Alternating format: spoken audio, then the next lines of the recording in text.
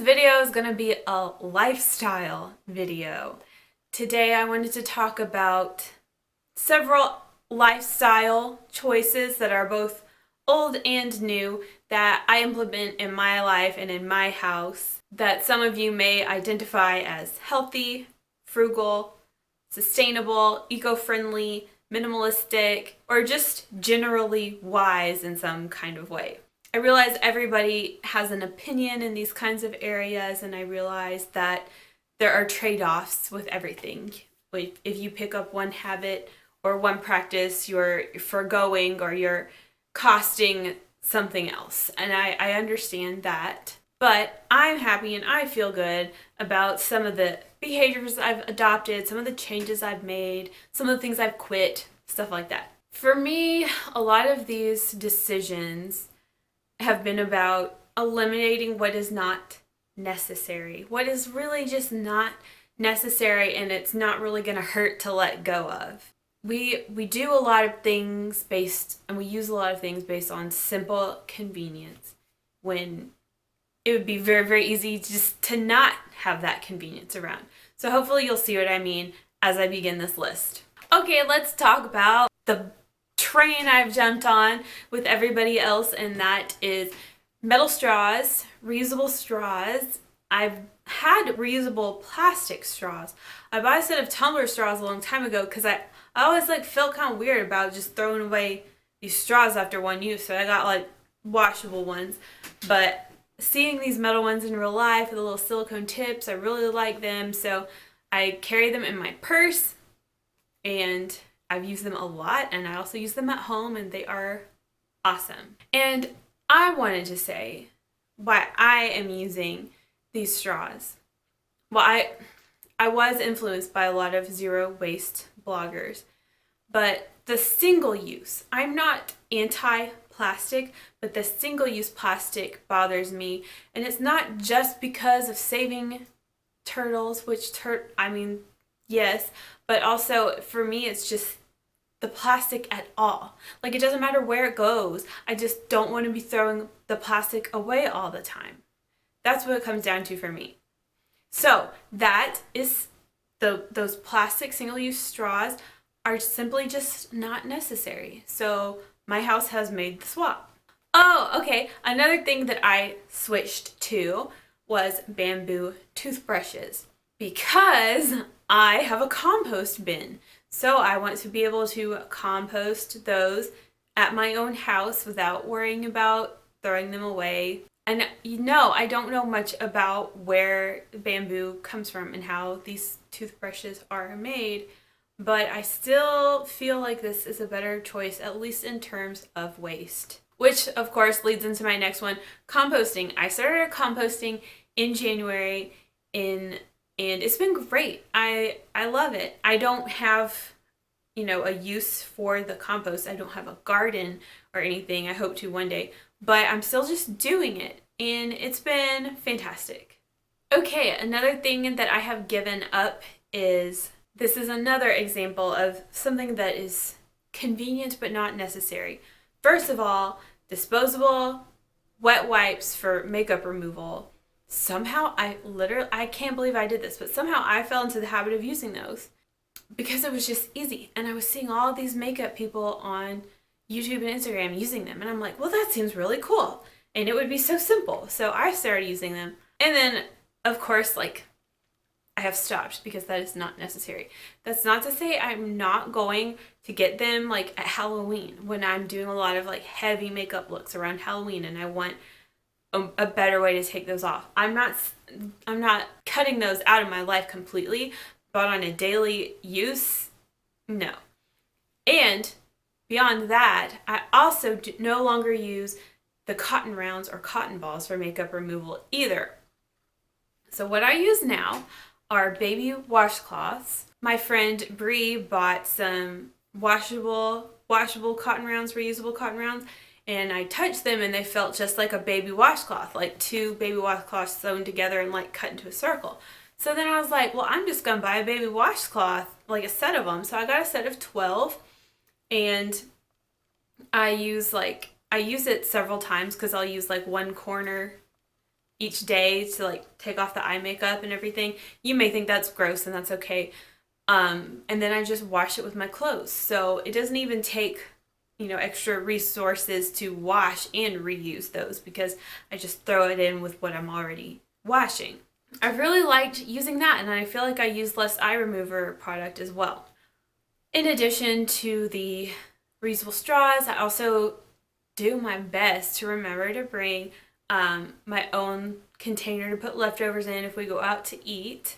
Oh my gosh, another thing that we always use because it was convenient. Okay, I didn't use them, but my husband used them. He used those plastic floss picks, and I would buy them for him, even though I just thought that was a little much, and I never used them. I was fine with conventional floss, but I bought them for him because he hated flossing, and I was like, I just wanted to make it as easy for him as possible. Like, if that's how he was gonna floss, then I was gonna buy them for him. So you do have to kind of make decisions, like, is it worth it? Like, is this worth the waste or worth the cost or whatever?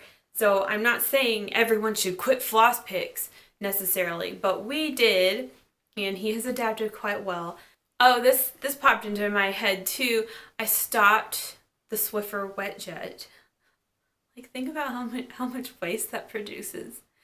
I stopped the Swiffer wet jet. I've got a conventional mop now, and that didn't hurt at all. Another thing we have stopped buying is bottled water. We didn't heavily use plastic bottled water to begin with, but we would keep a pack in our house for like grab and go moments, like if we were going on a road trip or something, or going to spend a whole day outside, we would just grab one. We didn't drink them at the house, but we would take them to go. But now we don't. Now we use reusable metal or plastic water bottles and just take those to go. And that is okay. That is not hard. Now, that's not to say I will never use a plastic bottled water again, but I do my best to avoid. Here's something I do that you might think is weird. Are you ready? I don't use paper towels to dry my hands, even when I'm like at a public restroom, like the restroom at work, when I'm at a rest stop or something.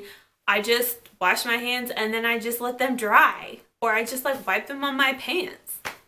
Like, there you go. Another switch I have made is I do still use paper towels in my house, but for like the average spill or something that needs a cleanup, I have these little rags that I just will use that to wipe it up, and then I'll wash them with the next load of clothes. I used to use those Clorox wipes to wipe my bathrooms and toilets and sinks and all that, but now I just use vinegar. I love using vinegar to clean. And this is like a random little switch that I made, but I just felt called to stop buying peanut butter in a plastic jar, and now I buy peanut butter in a glass jar with a metal lid.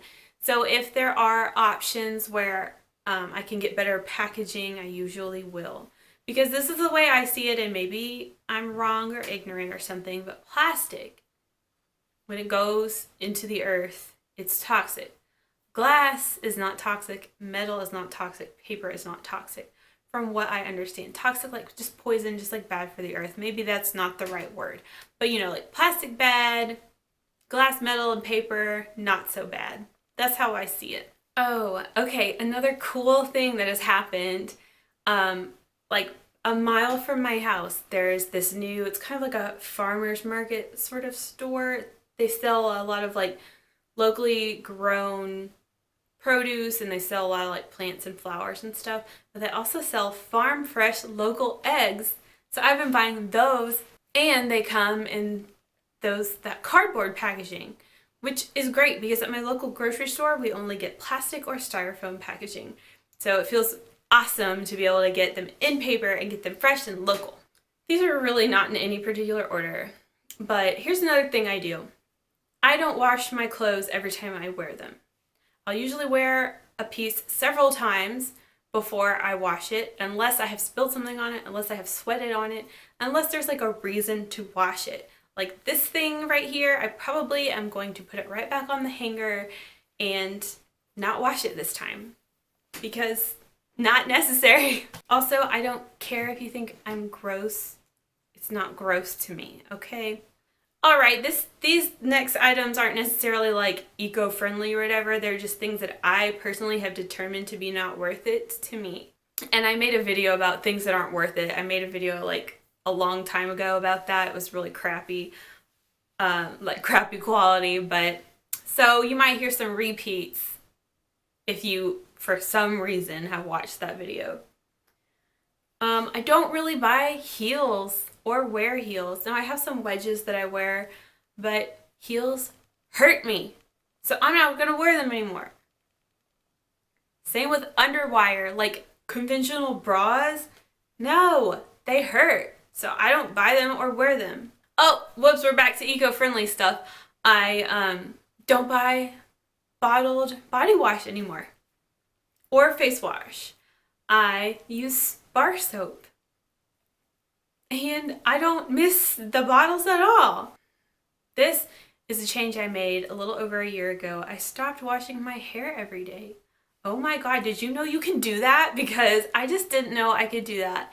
I grew up my whole life, my mom was like, you're greasy. You need to wash that hair every day, maybe twice a day. And so I just did. I washed my hair every day from like puberty till like 2018. And then I realized you don't have to, and it doesn't matter what type of hair you have. You don't have to.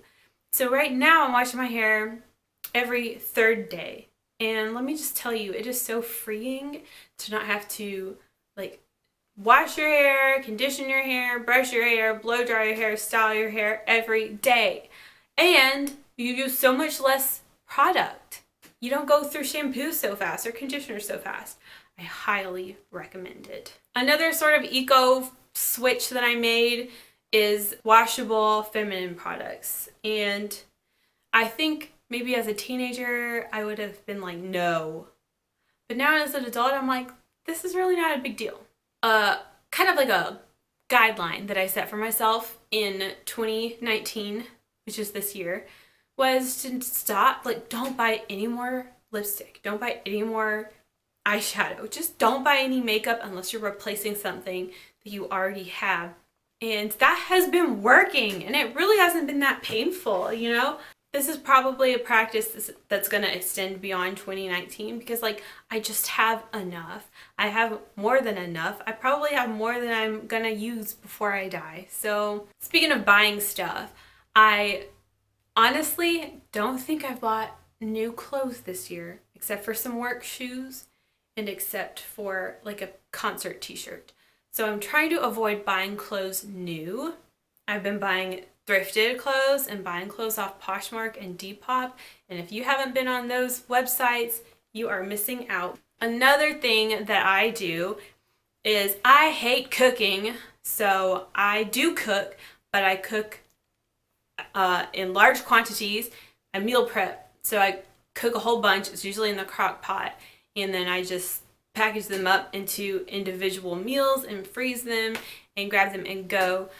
So that also it makes me eat vegetables. It makes me not spend money on food, and it makes me not have to cook all the time either. And there are a lot of little things that I almost forgot to mention, you know, and more things that I probably have forgotten to mention. Just things that have become standard and have been standard for me for a long time. Like, we just don't buy paper plates. We don't really use a lot of napkins. Sorry if that sounds gross. If we are sitting down like at a fast food restaurant, we don't put a lid on our cup and stuff like that. And I've just always been the kind of person who tries to use something more than once or wear something more than once, just to get the most out of it, you know what I mean? And that's what my mom always did, so I kind of like inherited that. We also don't do a Christmas tree, which saves money, saves time, saves effort, saves space. Like, we just don't do that. Don't see a need for it. I don't do cards. And when I'm wrapping gifts, I only use reused gift wrap. Whether it's tissue paper, wrapping paper, bags, whatever. I always save and reuse. Okay, and that's the list I managed to think up maybe there'll be a part 2 one day, or the things I forgot one day. But I've just felt really efficient lately this year. I made a lot of changes this year, and they've made me feel really good. And I know that you could argue that I have not given up. There's a lot that I still haven't given up that aren't necessary, but I'm still hanging on to.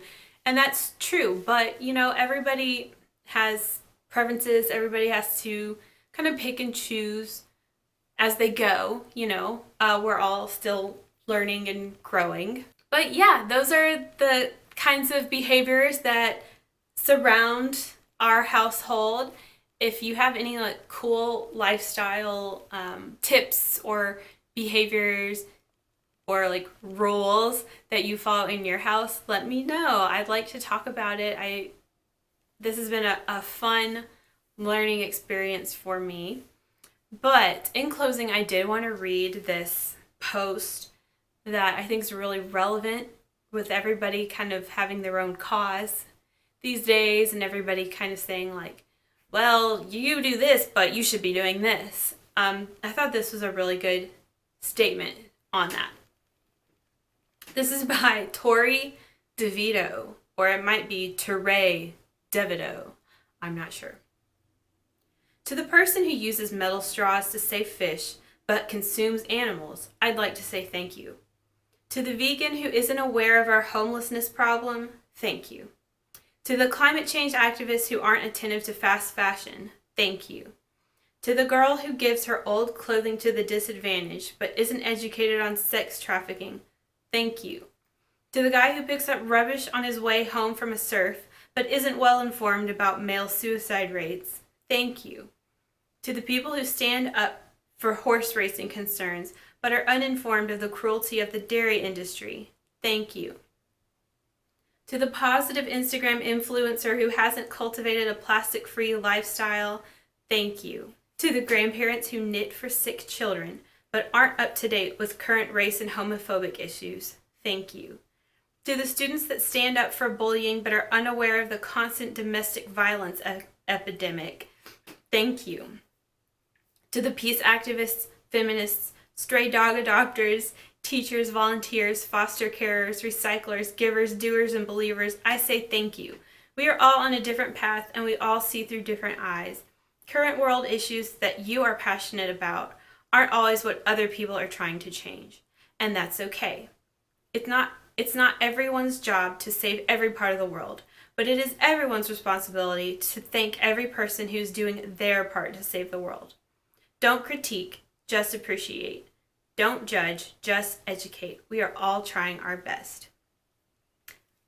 That was very well said. I loved that a lot. So I just wanted to end with that.